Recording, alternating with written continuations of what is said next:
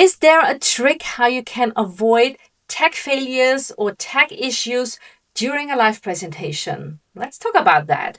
Welcome to a new episode inside the Spotlight Academy. My name is Janine Figuli. I'm your out-of-the-box webinar trainer, and I would like to share my one simple trick how I avoid tech failures during a presentation. That is, there is no.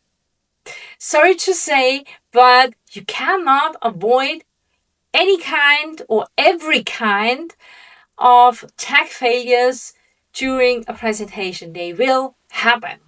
So the thing is, or the trick that I use for myself and that I also teach to my clients is the only thing you can do is prepare.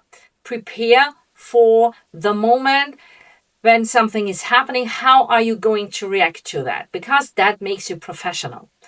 And you cannot think of every kind of tech failure that can happen, because that is just life and that is how it is. Even if you check everything, yes, I had them all in my live presentations. I really had them all. I had disconnections of my microphone, or the camera wasn't working properly. Even I prepared for that. And that is the worst thing, that you lose internet connection. It happened to me not only once, several times. But the thing is what you do then, okay? Let's say you prepare as much as you can and you check everything, and you check it not once but twice or 3 or 4 times, and still something is happening. Then the only thing you can do is, or you can really prepare, that helps you then, is to have a place where you communicate with your audience, where you talk to them and let them know.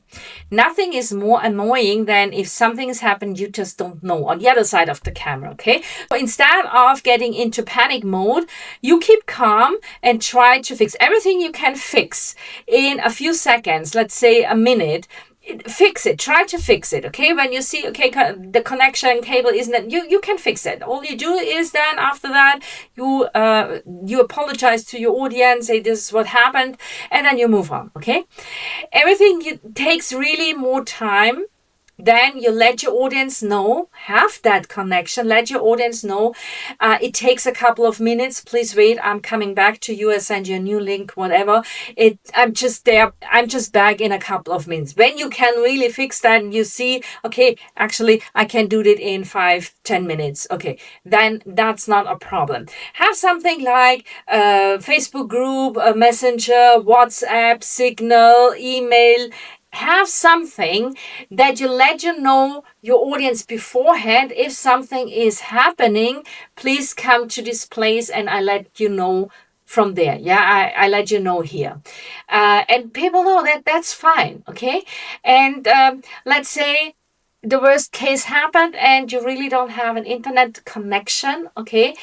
You come back, you go to that place, you try to communicate the moment you can, okay? Sometimes it's just not working right away, but the moment you can, you go to this place, you let your audience know, and you have 2 options. Either you do the same thing again, so you just reschedule and then you send them the link, but then you risk to lose people on the way because you have to re-invite them and so on. Not everyone is going to show up.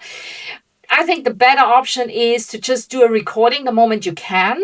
Do a recording and then send them to the recording. And what you can then do is that you offer them a Q&A session after that, okay? In 1 or 2 days later, you say, okay, let's connect, let's come together to that Q&A session. And if something is open, we couldn't interact in that recording, then we can interact in that Q&A session, come up with all your questions, and let's talk. This is super helpful because now you're not losing your audience. They know what's going on and they're lucky when they can to show up during your Q&A session, and you still have a connection with your audience. So always have a way to communicate with your audience. That's the only thing I can share here with you because, like I said, life is happening and tech failures are going to happen. That's how it is. And the way how you react to them makes you a pro here.